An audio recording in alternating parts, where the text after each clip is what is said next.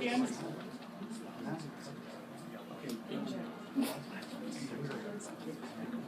Yeah, I got time. All right, so are we ready? Yeah, we're gonna get started. Guys, again, gentlemen, are you all ready to go? I'm ready. Okay, we're gonna start with Ed Gogek, Dr. Ed Gogek from Center for Arizona Center for Responsible Drug Use. I got you, Dr. Ed. You can go ahead and begin now. Okay. Yeah, my name's Ed Gogek. Guys, please give. I want to thank CJ for setting this up. The discussion today is about marijuana. There's probably going to be an initiative on the ballot about legalization. And so I just want to introduce myself. I'm from Prescott. I'm a fairly liberal Democrat. If you can see my sticker this time around, I'm a Bernie supporter. Yeah, I know. I'll vote for Hillary in the general. So you're a realist. Yes. But I wanted to just say, well, I'm an addiction psychiatrist. I'm from rural Arizona. I've done a lot of child psychiatry. The American Society of Addiction Medicine and the child psychiatrists are both very anti-marijuana.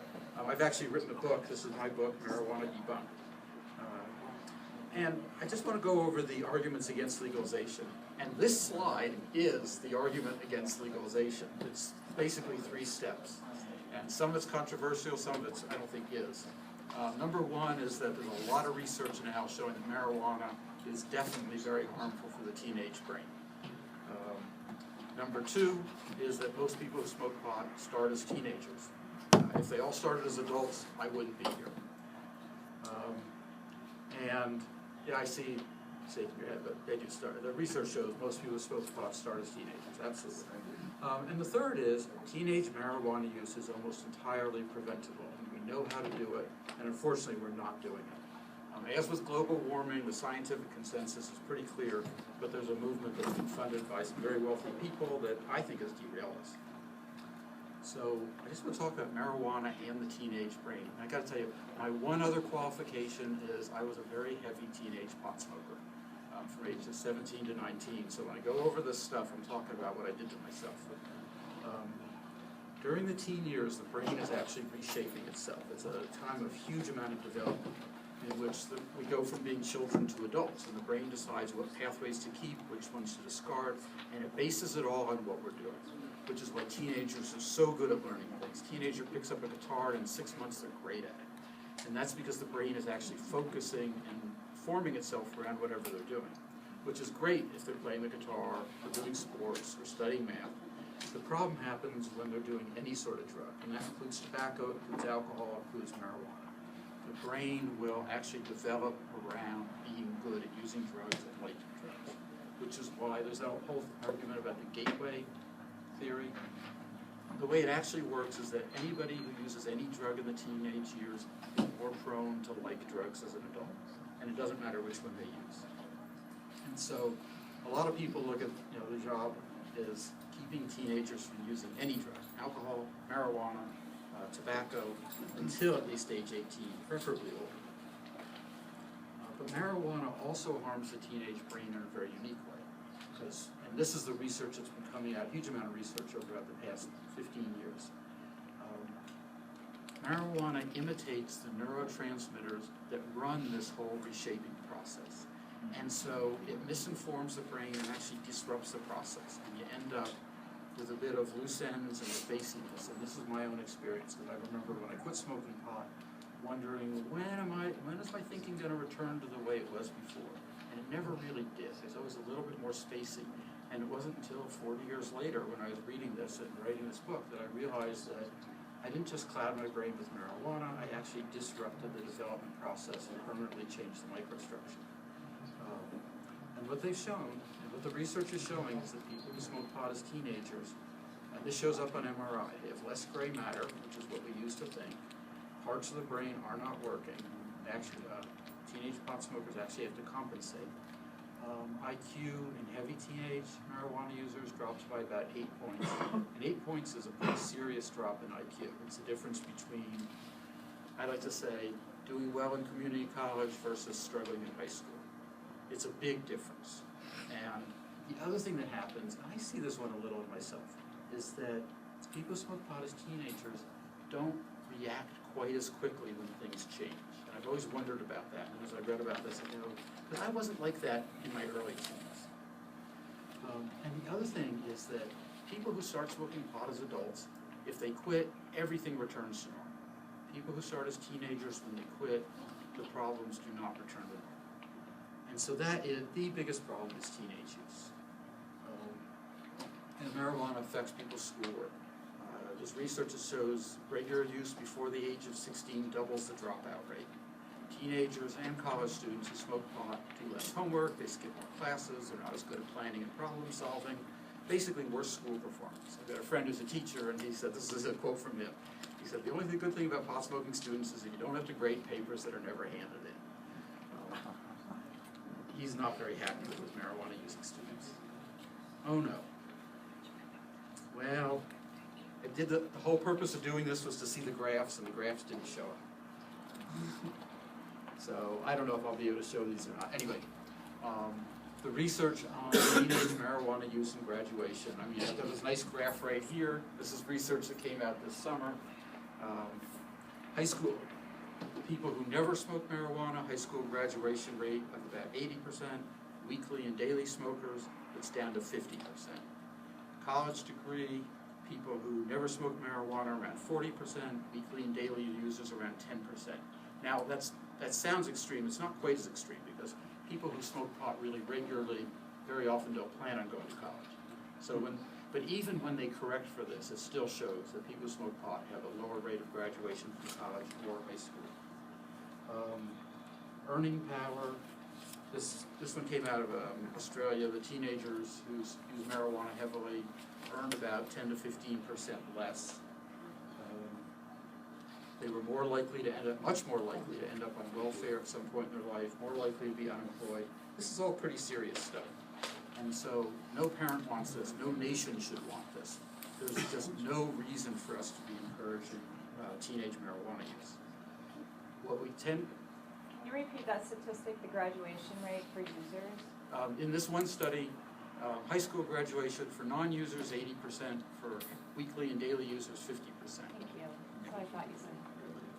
The marijuana lobby tends to say that, I don't want to put words in their mouth, but they usually say that drug use is an adult decision. The libertarians definitely say that. And I will say, if everybody who used marijuana started as an adult, I wouldn't be here, I wouldn't have written the book, I wouldn't really care about this so much. But I treat adolescents, most starts as a teenager, half of them start before the age of 18, a quarter of them start before the age of 16. That's when the damage is going on. In fact, marijuana use peaks at age 20 and tends to fall off afterwards. There was a survey that was done in which they asked teenagers who've never smoked pot, if it were legal, would they? And 10% of them said, yeah, if it were legal, they would. And we want to prevent this. Marijuana actually does some of its worst harm when people first use it because it's how young you are. I always want to ask that when people always talk about, well, I used it and it didn't harm me, and I always want to say, well, the research says it did, and how old were you when you first used it? I always want to ask people that. I, by the way, was 17, and the research shows it definitely affects people that age. Three things, so marijuana affects teenagers. We know what increases teenage use of any drug and what decreases it. It's three things: whether it's available, whether it's socially accepted, and whether they perceive it to be harmless. And that's my objection to legalization, because it will increase all three, which is why alcohol and tobacco are the drugs that are most often abused by teenagers. Perceived risk, what we know is that, I wish I had these graphs here. But anyway, teenage marijuana use goes way up and way down depending on how dangerous they think the drug is. I've got this very nice graph. I don't know if you can see this, but this is cocaine use in the 1980s. Cocaine use was pretty high amongst teenagers, and their perception that it was risky was pretty low. And then in 1987, Len Bias, first-round draft pick for the Boston Celtics, died of a cocaine overdose, and the news completely changed. Cocaine went from being a trendy club drug to a very dangerous drug. And the perception amongst teenagers that cocaine is dangerous doubled in a matter of a couple of years, and use of cocaine amongst teenagers dropped by 2/3. Teenagers are actually very smart about what drugs they use, if we give them good information. Same thing if I can show it with marijuana. In 1978, marijuana use peaked. 11% of teenagers smoked pot daily. And then there was a very concerted campaign by parents to get the news media to start reporting the downside of pot. And over the next 14 years, it dropped down to about 2%. That's an 80% decrease. And what that shows us is teenage drug use is not written in stone. We can change it depending on what we do. Nothing tells teenagers use this drug like seeing socially accepted adult use. That's my big objection to legalization. What we've seen is there is no way to legalize a drug for adults without making it more attractive and available to teenagers. And I don't know if this one's going to show up at all. This is my star graph here. You've never seen this one. This is, I have to use it. Anyway, it's from a study that was done by the United Nations. They looked at 29 countries, all rich countries, 27 from Europe, Canada, the United States, and they ranked them all according to teenage use. And up at the top of the list is Canada, Spain, the United States, Czech Republic, and these are all countries with very, very loose marijuana laws. And then down at the bottom of the list, you will find the Scandinavian countries, which have some of the strictest marijuana laws. And what I did here, the ones in red are the ones that have decriminalization of medical marijuana. The ones in blue are the ones that still have strict marijuana laws. And you can kind of see it from there. The top half, with the highest rates of teen use, is pretty darn red. And the bottom half, with low rates of teen use, is mostly blue. And this graph convinced me. I used to support decriminalization. I thought there's no reason for really strict laws. We should decriminalize it but not legalize it. This graph convinced me that that's not a good idea. The countries that have decriminalized have higher rates of teenage use. It doesn't mean that you got to lock people up. The example that we like to use is Sweden. Sweden is, on that graph, it was down at the very bottom, one of the lowest rates of teenage use. Sweden has some of the strictest marijuana laws in the world, but it's not like they're locking a bunch of people up. They basically refer people to treatment, and Sweden has closed 4 prisons over the past 10 years. And it's not a very big country, so that's quite a bit. Medical marijuana, the same thing. This is a graph of, I don't know if you can see it, but anyway, it's a graph of teenage marijuana use. In the red, it's the medical marijuana states. In the blue, it's the states without. Between 2005 and 2011, teenage marijuana use really shot up in this country. Most of that increase came from just 10 states that had medical marijuana laws in 2005. And they only account for 20% of the country, but they accounted for 60% of the increase in teenage marijuana use. So I think the evidence is pretty clear that anytime you loosen marijuana laws, teenage use goes up. And again, that's my big objection. You know, teenage use is what I'm trying to fight. This is what happened in Colorado between 2005 and 2013. This is under medical marijuana. Teenage use went up by about 50%. Let me just talk a little bit about what's happened with Colorado. In Colorado, school suspensions for alcohol have stayed flat over the past decade.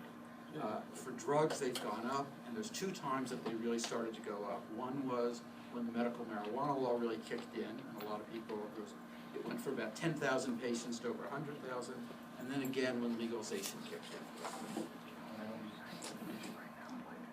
There's a lot of stuff on. Let me just talk about, there's a lot of stuff on Colorado. Colorado's had a lot of problems with teen use, a lot of problems with calls to the poison center that have gone way up for children under the age of 6 ingesting edible marijuana. Sweden has some of the strictest marijuana laws, and I just want to talk about it. They threaten prison, but criminals pretty much get probation and treatment. I said they've closed 4 prisons. In Sweden, teenage use, according to UNICEF, was 5%. In the United States, it's 22%. And that's a big difference. And this is teenagers under the age of 16, which is when the brain is the most vulnerable. So we can have strict marijuana laws without locking people up. And we don't lock that many people up. But there's one thing that I think we should use, and it started in New Jersey. It's called expungement, where they actually go for, because the other complaint is The other complaint is they don't want to give people a record, and I agree with that one. I think that anybody who gets in trouble for drugs after a period of time clean and sober should be able to expunge it. But I just want to say, we can have strict marijuana laws without locking people up, without ruining, giving them something for life. And by the way, I know what that's like, because as somebody who smoked pot as a teen, and who I work in jails and prisons, and every time I apply for a job, I get interviewed on that. And I have to tell them about my drug use 40 years ago, and I've been denied jobs because of that. You got 5 minutes left. Okay, so let me go to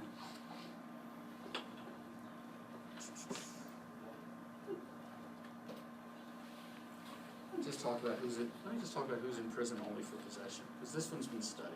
Because I know that there's a lot of talk about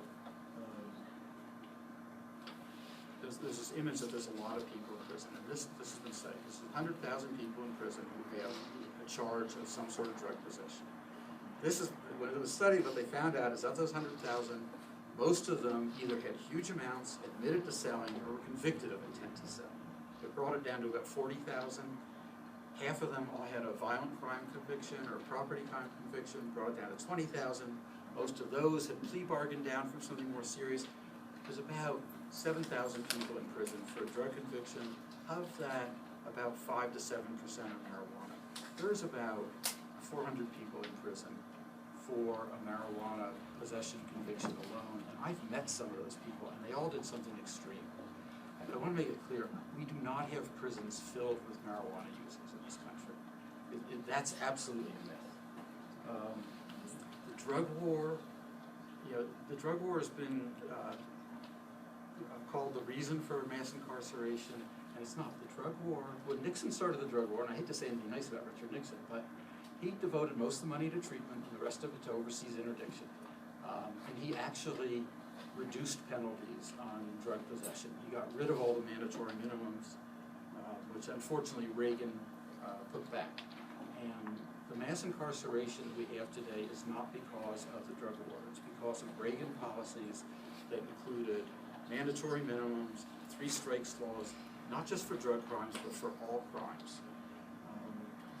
Right now, about 20% of the people in prison are there for a drug crime. So even if we freed everybody in prison for a drug crime, we would still have mass incarceration. And of that 20%, almost all of them are in there for trafficking. It's about 90% for trafficking, and then another 8% who also have another, like a violent conviction. About 2% of the people in for drug crimes are there just for possession. It is a tiny, tiny amount. If we freed everybody in prison who's there for drug possession, it would not change the prison population appreciably. And I just want to say that because it's a big myth that a lot of people heard.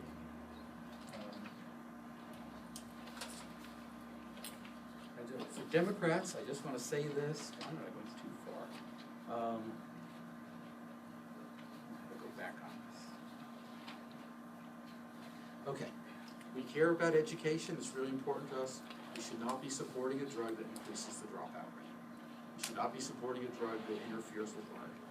We want government-sponsored health care for all, which I absolutely support. 2 minutes, Doc. We should not be supporting a policy that would actually increase health care costs. We care a lot about the strong social safety net. However, there's research showing that marijuana users are overrepresented in welfare. There's about 1.5 times the number of welfare recipients who use marijuana compared to non-recipients. The Republicans love to attack us on drug users on welfare, but it's really hard to defend welfare programs if we're supporting legalization, which would increase the welfare rolls of drug users. We are the people who invented drug courts. Drug courts were invented by Janet Reno. Joe Biden wrote them into law. Bill Clinton fought for it. They are the best way to reduce crime and addiction. Lots of my patients tell me they've been saved by drug courts. Drug courts use strict drug laws to get people into treatment and keep them there, because 90% of people with a substance abuse problem don't want treatment. I work in prisons, and my patients tell me all the time that they've been in and out of prison over and over and over. It never occurred to them to get treatment for their drug problem. And it's basically, the drug laws today are not used to incarcerate people. They're not used to punish people. They're used to get them into treatment. The objections comes from people who don't want treatment. And I just think that if you've got a disease, you should be getting it treated. The marijuana users tend to think, well, not just that. My alcoholic patients don't think they have a problem. My heroin addict patients don't think they have a problem. What's happened to us with drug courts right now is the Democrats are not supporting drug courts so much, and it's actually become something the Republicans have taken on. The National Association of Drug Court Professionals gave an award recently to Mick Perry as their Governor of the Year. And it's our invention. We came up with that. So, that might be it. That's it, Ed. Anyway, that's my discussion. So thank you very much. All right, so now, Got the head of this, which has I document. don't know what to do with that. I don't know what to do with I'm the least technically Well, proficient we person. won't worry You about want that that. up there? I do. Yeah, on the let's computer. do that. Brian, do it. What is this? Let's get Brian to do it. I'll give you a couple seconds to set up here. Yeah, let me get this. Let me get my stuff out of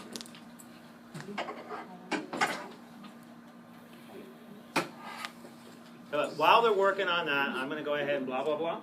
That way we can distract you from the stage technicians that are doing their work, right? Isn't that cool? You ready?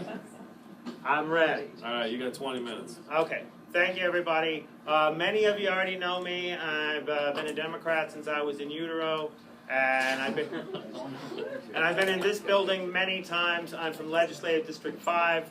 I've been a congressional candidate in Congressional District 4 last year, and first time I smoked marijuana, I had a cop sticking his flashlight in my face. I was a teen runaway, and the guy that picked me up got pulled over. So I've really spent my whole life facing the drug war. I grew up on the border of Texas and Mexico, and I know that the drug war is very much a real thing. We have a lady over here who came from Colombia. Her whole life, her country's been a battlefield in the drug war, largely because of American policies around the world. Now, I feel tonight, being in Democrats, I'd like to thank Dr. Gogek. He's a Democrat himself, and he's from Prescott, right? You were just saying you're a big Bernie fan, so go team. This issue divides both parties. Right, it really does. However, it doesn't divide the Republican Party as much as it divides the Democratic Party. The Republican Party has made official statements that marijuana is bad, and they've insulted marijuana activists and other efforts here in this state.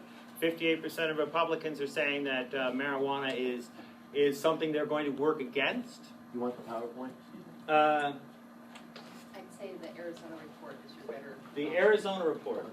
Put it up for you. Thank you. And I can just scroll through it when I get to that part. But as you guys have probably seen, this is off the newsstands right now. Marijuana is in its national moment.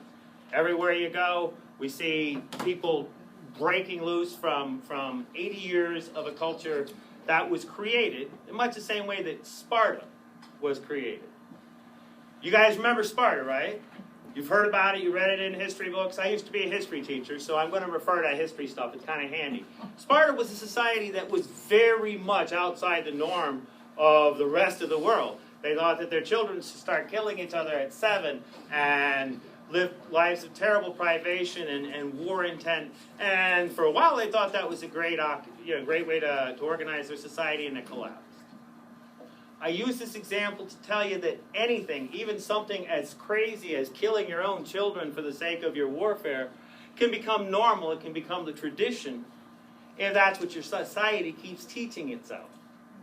Here in America, we've had the reefer madness, the prohibition going on about 80 years, and it makes sense to me that people who haven't heard otherwise carry on stories of reefer madness. Now, Dr. Gogek is very honest about the fact that he himself was a marijuana user, and as not in favor of the drug war or the prison industrial complex. I appreciate your distinctions about who is in and who is not in jail, in prison here in Arizona. In fact, the number is under 100, isn't it? It's 86 people in Arizona are currently in state prison for marijuana possession.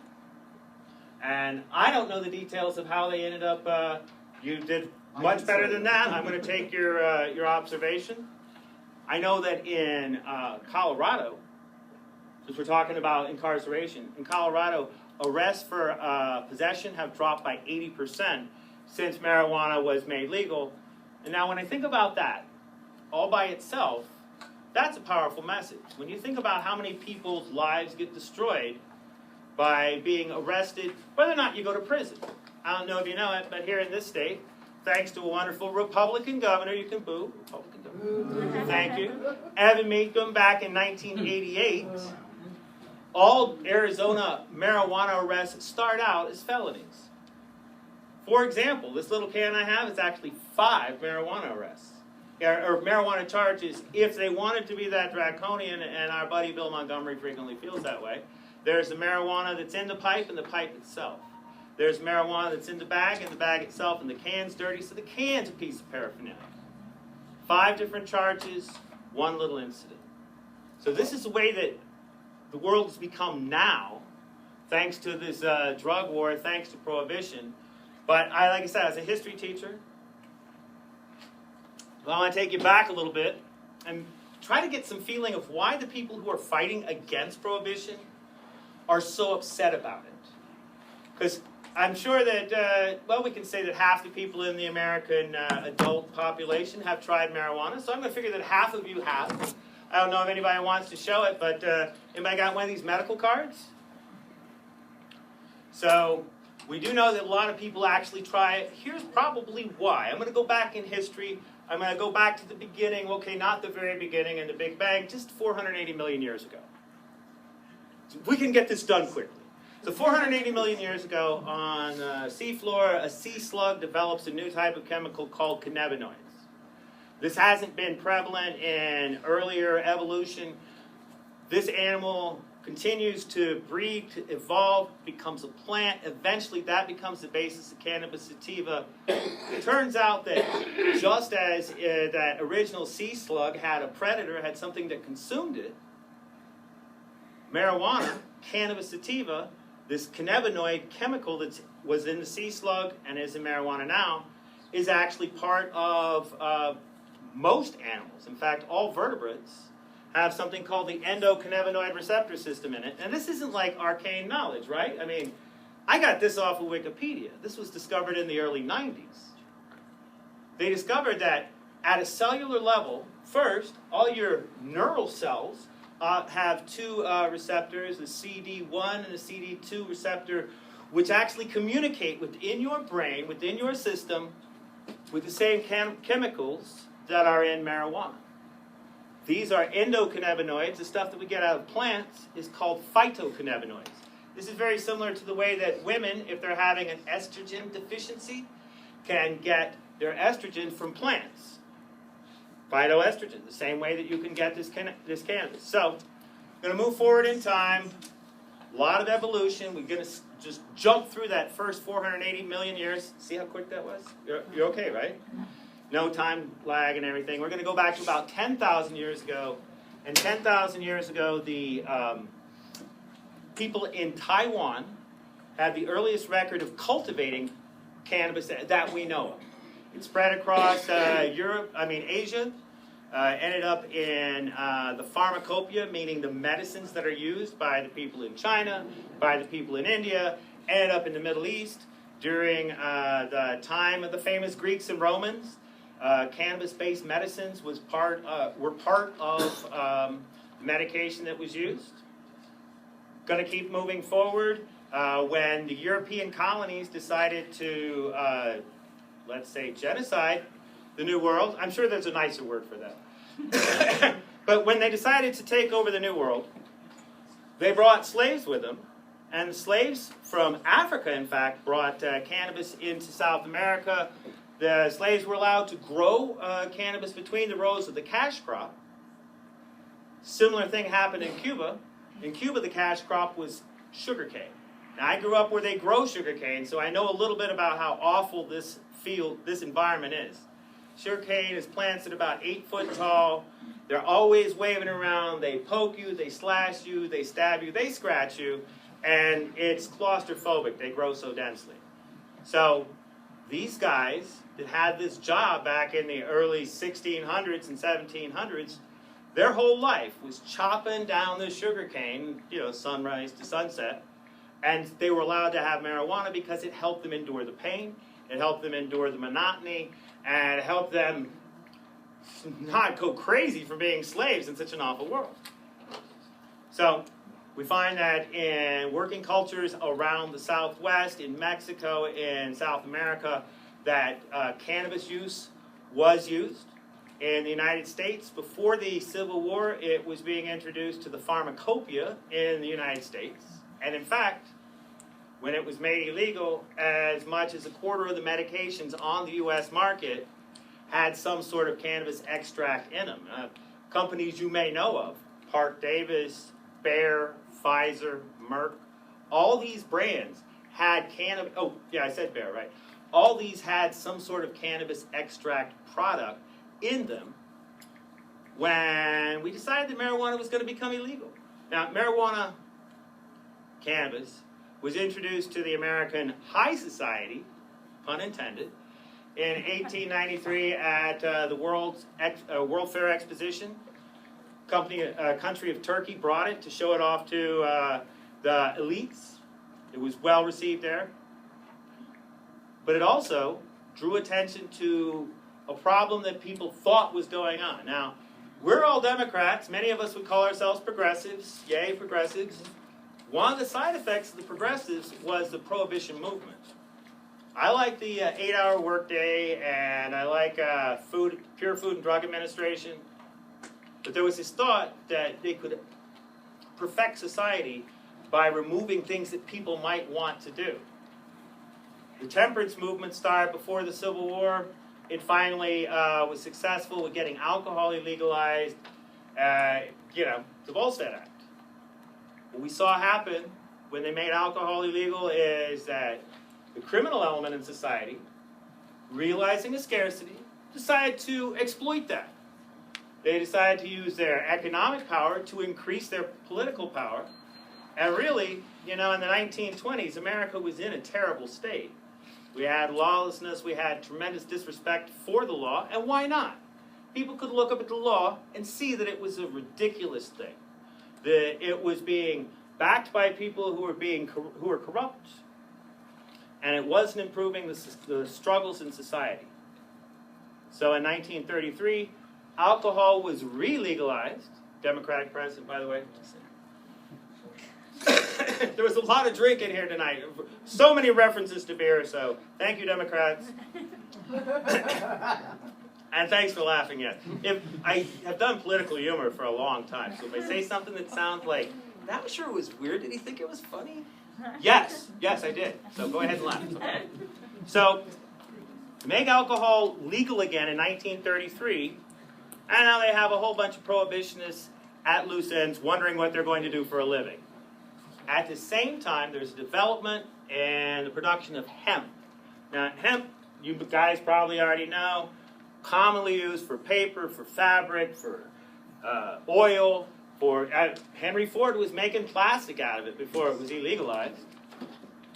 So, very popular when it comes to making paper. New development said that they could take more of the pulp out of the stalks of hemp to get better paper results. And this was a challenge for a guy named William Randolph Hearst. William Randolph Hearst, same guy that invented yellow journalism, successfully launched the Spanish-American War. So we knew that he would use his paper's power for whatever he wanted. He had what's called a vertical monopoly, and you guys all understand how this works. He owned the newspapers, so he owned the companies that operated the newspapers, so he owned the paper mills, and so he owned the trees that the paper was produced out of. And in this way, he was threatened economically by this new development in hemp.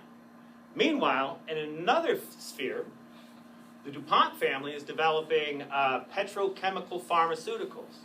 Remember I was talking about all those medications that were developed out of cannabis? Well, they were a threat to this new invented market of petrochemical pharmaceuticals. DuPont family, Hearst family get together. They hire Harry Anslinger, one of those out-of-work prohibitionists, and say, make us a PR campaign, and how can we get cannabis and hemp out of the way so we can make all this buku of money in these different ways. You guys already know what this is called. It's crony capitalism. I'm imagining that you're here because you hate that crap, and that's why you fight as political activists, right? Because you don't want, right? Thank you, Ray. Well, how do you get something as central to American society as hemp illegal? How do you get cannabis, which was so important in the pharmacopoeia, illegal? Well, they use racial stereotypes, of course, because America has a history of using racism to push what they want. I wish that wasn't true. I was a history teacher. Howard's in. So, thank you for laughing. I have spare Howard's in pins if you really get down. But, it has a history of using racism. They used association with black dock workers in the South to get cocaine demonized in society. And at this point, Mexico had had a really unpleasant civil war, which led to a lot of immigration into the Southwest. How do you get people afraid of the Mexican immigrants? How do you get people afraid of cannabis? Put them together. They invented the term marijuana. Well, they didn't invent it, but they started using that predominantly instead of the term cannabis. It was intended to be an insult to the product. 5 minutes. So, thank you. Good to know. So, that's where we've come from. Now, I have my own charts that I could use. I don't have time to put them out. I want to point out that all the story that I've been telling you is here, and a book called The Emperor Has No Clothes by Jack Herrera. All the stuff about medication that I was talking about, well, in the 1990s, when they discovered that the endocannabinoid receptor system exists, the U.S. government thought this was really exciting news. In fact, by the end of the 90s, they even patented it. That's right, the U.S. government has this 26-page patent on marijuana as a neuroprotectant. It's help with diabetes, and it's help with epileptic seizures. So, pretty much everything that you've heard from a federal authority that tells you marijuana is bad this century has been a lie. Because they got the patent last century. So, knowing all this, I'm ready to challenge Prohibition straight up. I very much appreciate the doctor's research. I want to point out that some of the statistics, some of the studies that I heard you refer to remind me of a Duke study that has been since discredited, which said that marijuana use was leading to decline in student intelligence.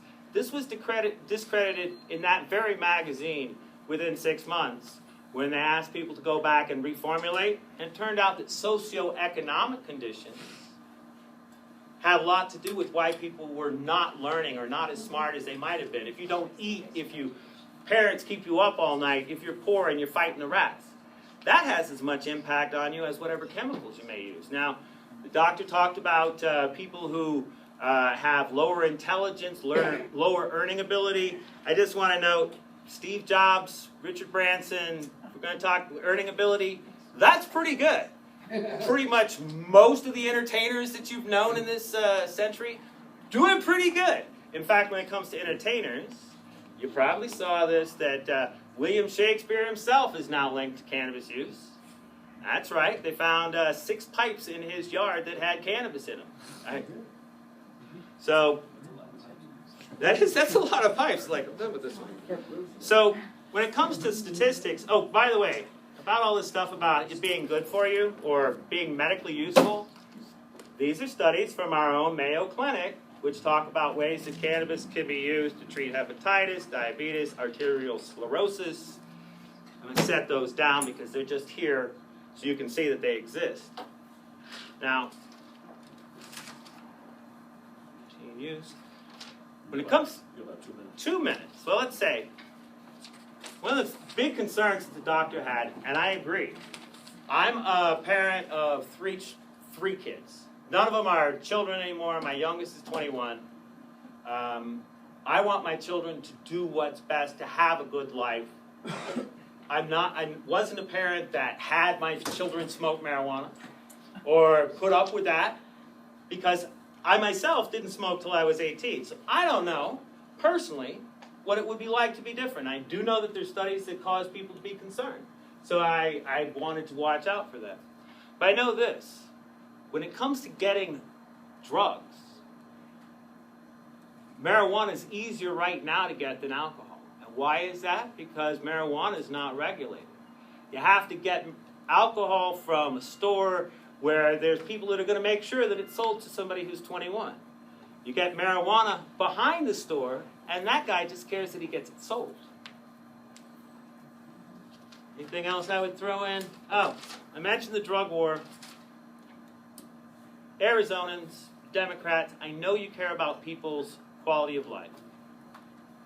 The drug war right now averages 16,000 arrests. I'm not talking about prison. I'm talking about people whose lives are disrupted by arrest. Anybody here ever been arrested? You don't have to raise your hand, but I will. Because I've been arrested for marijuana charges. And you know what? It disrupted my life. A lot of people who get that disruption have their earnings cut. So in a state where the Republicans are always trying to figure out how to cut public aid, they could keep putting more people in a position of needing it. I would say, I'm not here to discuss any of the campaigns that are out right now. I'm just telling you that we need to get the drug war over with, get prohibition out of the way, and see if we can have a better society. Yay! Alright, so where's the light switch, CJ? Oh, good. Alright, so we're going to bring the lights back up, and let's have another round of applause for our two presenters real quick here.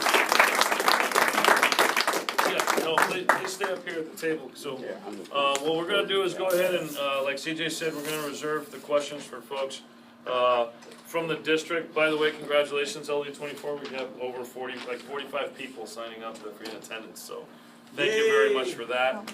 Thank you, James. For those of you who have questions, can we get some raised hands so we can start? Yeah, how many questions do we have? We got one in the front, over here. Okay, so we're going to go ahead and start in front here. I'm going to briefly preface it because I was a SVED teacher and I didn't know about the IQ. That scares the hell out of me. The IQ part, because a standard deviation is 8 to 15 points, and 8 points can knock a kid down into lower intelligence level. That's really scary.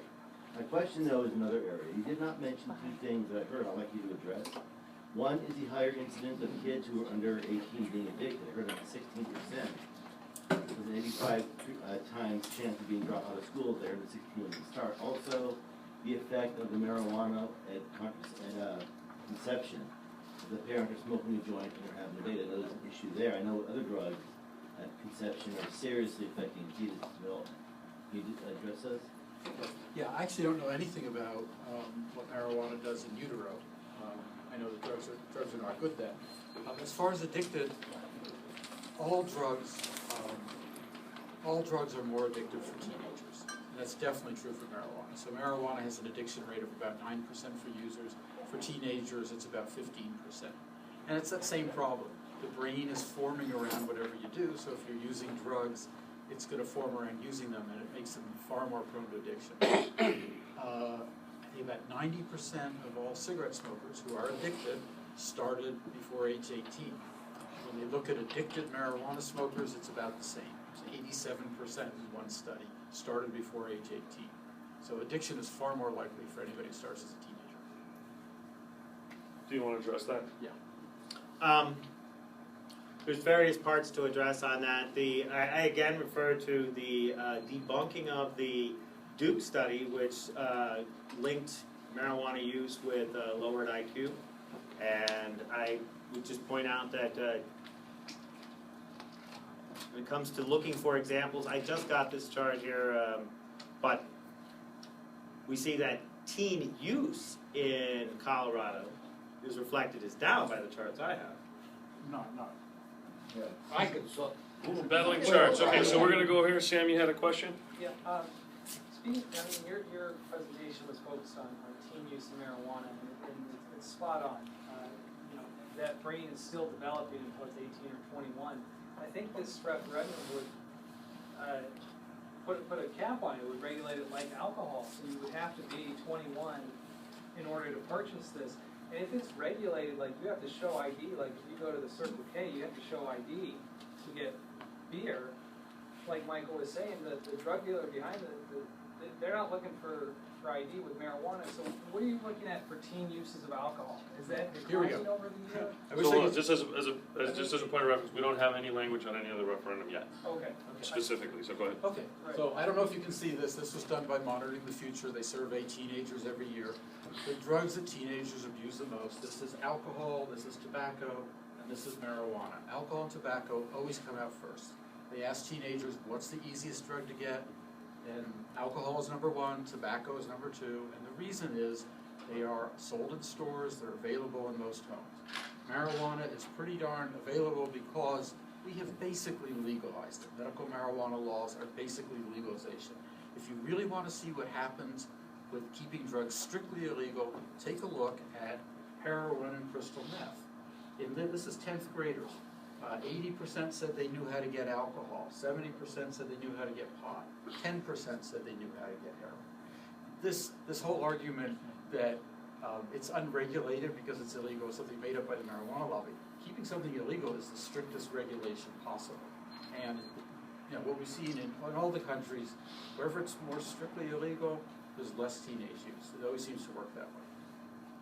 So, and as teenagers, the idea that teenagers can have to find an adult for alcohol. Marijuana is not grown and shipped and transported all by teenagers. It always comes through adults. I do want to say I've got some handouts in the back. Do you have anything showing alcohol use over time, though? I mean, that's what it currently is. But do you have rates like teenage alcohol use versus marijuana and tobacco use over time? I have one in here about what people are addicted to. Right now, more teens are addicted to marijuana than alcohol. Okay, do you want to address that question? I'm just going to point out, like Sam, sounds like an echo here. If kids can get marijuana in an unregulated market, that's how I, got marijuana as a teenager, was in an unregulated market. Then nobody's going to be making sure that the business is done correctly. Nobody's going to be sure that the marijuana is not tainted or polluted. Nobody's going to care about whether or not we have protection. If you have an unregulated market, that's what happens. If you have regulation, at least there's a way to try to address this. Right now, we don't even have a way to address this. There's 80,000 people in a state of 7 million that have these medical cards. They're the only people that are in a regulated system. Everybody else is left to the vagaries of the market. Just like, let's be basic about that. If you want to have a better society, you're going to take this away from criminals. Now, are you in the district? Actually, I was here until last week. I moved to Mesa, but You're good. Shh, don't tell us where you're at. Thank you so much. There is a point over here, and I came for my voice to be heard today. So, it's a matter of who has the power, who has the control. This is a business. I grew up in Colombia, and I personally had a situation. The only brother in my family of 8 that has died began doing marijuana when he was 12 years old. So I support your point, because I was able to see all his transformation. We need to be aware of how the color of the nails change, how the teeth change, how the look in the person change, how the character, they are like angry all the time. My brother was inside my house like looking in a strange way. Can we go ahead and, no, and while I'm sure everybody appreciates the sentiment and the story, do you have a question for either of our panelists right Yes. Okay. Yes, I will be there very, very quick. Okay. Then, with Pablo Escobar, that is almost the person that everybody remembers, the image of our country changed. There are consequences. What is the government doing? Or what is planning to do to avoid the consequences? There are all these that we need to educate the people out there about this issue, because it's a ginormous issue. Let me answer about the government. Sure, thank you very much. This is one of the things that bothers me the most. The marijuana movement is basically funded by a couple billionaires. I don't think that we'd have a single medical marijuana law or legalization law if it weren't for George Soros, Peter Lewis, and John Sperling. At the same time, the Republican Party is basically funded by a couple billionaires who are libertarian and also pro-legalization, which is why even though a lot of Republicans are anti this, they're really quiet on it. And I think that there's probably no issue more than the legalization of drugs that shows the power of money in politics to silence people. Both parties have kind of avoided this one. There have been a lot of anti-drug Democrats, and they've been fairly quiet. I'm pretty unhappy with the way our government's been ignoring this issue, and it's one of the reasons I'm speaking out on it. Mike, you want to address that question? Yeah, just be sure, I'm not here to defend Pablo Escobar or cocaine, and we don't have any confusion about that.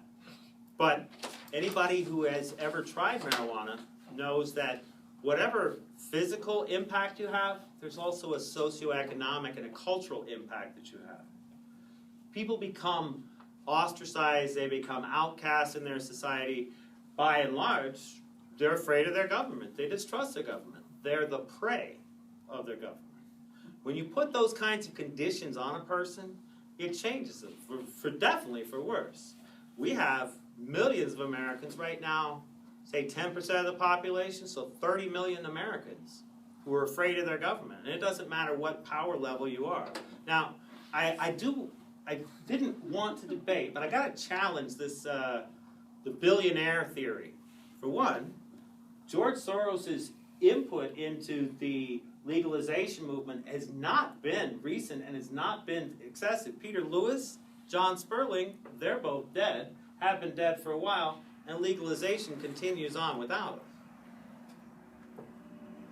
Do we have any more questions? CJ, did you have something? No. No? Okay. We got you. Go ahead. I actually have a comment. I heard some comments about IQ stuff, and as a disability advocate, I want to say that a lot of us don't really feel their IQ. First of all, was never meant to measure whether somebody has intelligence or not. The doctor that originally came up with an idea never wanted it to be used that way. And so it has been measured to keep it has been used a lot to keep people with disabilities segregated from society. And the other aspect of that is it only measures two different types of intelligence. Now, I know that's not a question, but would you like to address that? Either? Well, I would just point out that the whole neuroprotectant thing that I referred to earlier, cannabis helps with brain injury, and in fact, the NFL was studying whether or not they could approve it for helping people recover from neural damage. So, we're hearing both sides of this issue. I'm sure that there's something to your surveys, your studies. I'm sure that there's something to mine. Let me just address a little different issues, just some of the things that you talked about, because you talked about the arrests. And there's hardly anybody in prison. They talk about a lot of arrests. I say most of the arrests, and there's good evidence for this in British Columbia, it's probably true everywhere else, most of the arrests occur when people are being stopped, searched, arrested for other reasons, and it's found. It turns out 50% of all criminals test positive for marijuana. I know my patients, they carry their drugs with them everywhere. The arrests, and that's why so many people are arrested, but there's not a lot of prosecution going on, because it's pretty much incidental. Okay, yes. Do you feel the same way about alcohol and that you do about marijuana? Are you pro-prohibition for alcohol? Could you, if you could, make that also illegal? I don't want to get into the alcohol thing, but I'll say a couple things. Part of my motivation is that I was a pot smoker. Right. And I've never done it before. I would I've never tried it before. I could say that I do. I've worked in the addiction field. When I first got into the addiction field, everything was alcohol. There was hardly any other drugs. And that's what I dealt with. And so I've seen a lot of the harm alcohol causes. I'll just say this, if alcohol were invented today, we would never legalize it. It's a very harmful drug. If alcohol were illegal right now, yeah, it'd be very easy to work against it. The problem with alcohol is that it does all sorts of harm. It's also a very socially ingrained drug. And what saved alcohol actually is the number of people who don't abuse it. It's very weird with alcohol. There are actually people, and I think this is weird, who drink for taste or who drink for the mildest of effect. And it is a minority of the alcohol used. The majority of the alcohol is used abusively. And the industry really relies on those social users. But with marijuana, there is no such thing. There's no marijuana equivalent of a glass of wine with dinner. People smoke pot. Are you trying to regulate people's enjoyment? No, what I'm saying is, it's not used that way. My problem with marijuana is, I don't really care so much about adult use. I care about teenage use. It's just, I think we all there is just no way to legalize it for adults without teens using it. You want to jump on that one? I'm just going to comment on alcohol.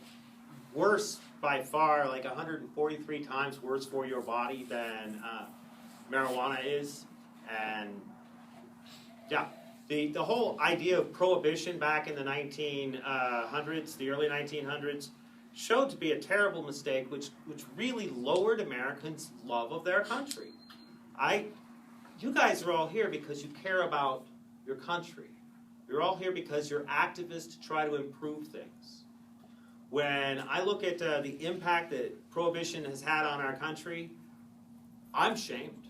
When I look at the impact that prohibition has had on other countries, we referenced Richard Nixon, we referenced Ronald Reagan, we have to stop this prohibition and become a just country. Okay, Ray's got a question. I was trying to listen very carefully to both presentations, and I noted that in the doctor's presentation there were some interesting statements. One of them was that we know how to stop teen use or dramatically reduce it, we just don't do it.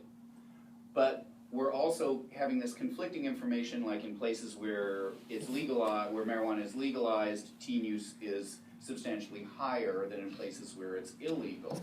I'm not sure that these are mutually exclusive ideas, and if we could, I'm also hearing another message from the presentation that marijuana is generally safe, or at least not. The emphasis here is not on whether or not adults should be using it, because they can use it and recover. They can use it and enjoy it. They can find medical benefits from it as well. It's teenage use that you seem to be concerned about. And I agree. I was a teenage pot smoker, and I think it was awful for me to do that. I started at age 13. Question. So my question is, my question is, can we not have legalization of marijuana and implement those tools that you know we have and don't use to substantially reduce the risk of teen use? Yeah, I'm just going to say no. There's never been a case of a drug that's legal for adults that isn't widely used by teenagers. Teenagers imitate adults, plus you've got a whole industry. And the tobacco industry has targeted teenagers, the alcohol industry targets teenagers, because their bread and butter is teenage use. If you don't get teenagers to use, the alcohol industry would be out of business for that teenage, or the tobacco industry would be out of business, the alcohol industry would be way down. The marijuana industry is actually closer to cigarettes. If you don't get teenage use, you're going to have very little adult use. So they are going to be going after that. And nobody can promote teenage use as well as large corporations and a large industry. And so legalizing it would definitely increase teenage use. As a parent, I want to point out that really what the gateway drug isn't any specific drug. It's the first time that you got your parents to let you get something that they didn't want you to have. First time you saw something that was kept away from you and you figured out how to get it. That's really the gateway drug. Whether you call that sugar, whether you call that salt, video games, whatever it is. Right now, Matt Force, which is a pro-prohibitionist group, also out of Yavapai County, but you're not with them, I believe that. Oh, no, I am with them. You are with them. Well, then that makes this even more interesting. They had this poster that said, would your baby know if this cookie had marijuana in it? My baby doesn't have to know. I'm the parent. What stops teen use? Parents do. Effective parenting, being there for your kids, caring about them, stops misbehavior in all sorts of ways. All right, stop misbehaving tonight. I'm going to ask the last question for tonight. We're getting really close to time. I want to thank everybody on behalf of our chair, CJ, and everybody else at LD24. Thank you so much for coming out. We really appreciate it, and we like to have these opportunities to bring folks, hear some points of views. Thank you for all of the questions that everybody made. I've got a question that I'm going to go ahead and it kind of bounces off some of this. Doc, you indicated that there's huge amounts of research over the past 15 years to talk about results. The result of the research was problems with neurotransmitters, less gray matter, lower IQ, things of this nature.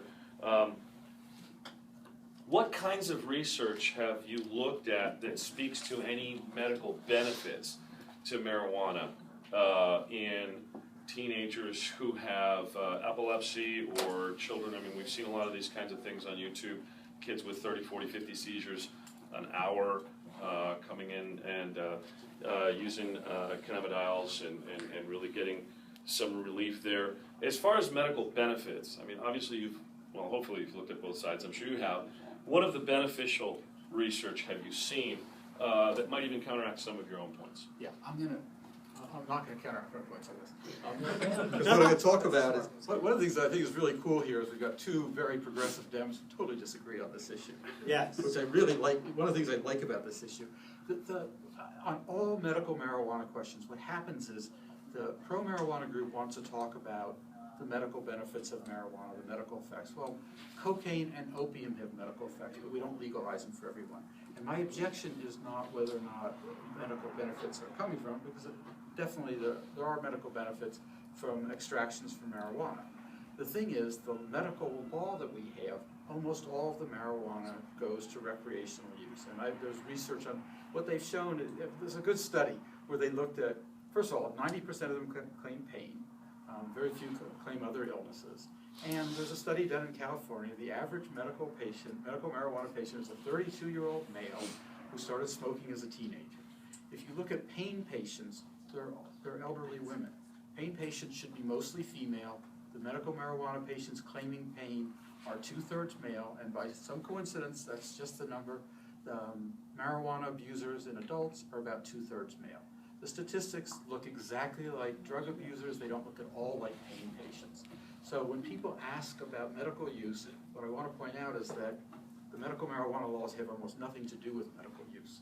So yeah, there's all sorts of medical I'd like uses. to point out that I have Crohn's disease, and marijuana is the only thing I've been able to find when I have a significant flare-up with significant pain that dramatically, instantaneously, and significantly reduces my pain. There are some people, but it's not very many. And the thing is, there are prescription cannabinoids that would do exactly the same, and they're not being used. And instead, we have this law that is increasing teenage use, and that's not a good way to do things. Okay, Mike, you want to jump in on that? I do. I just want to check and see if anybody here has ever had pain. If you've ever had pain, do you think that your pain should be discounted because somebody else says that your pain doesn't count? I didn't say their pain doesn't count. All right, well, then with that, we're going to thank everybody on the panel. Thank you very much. Dr. Gogek, Mike, we have the building for another about 15 minutes.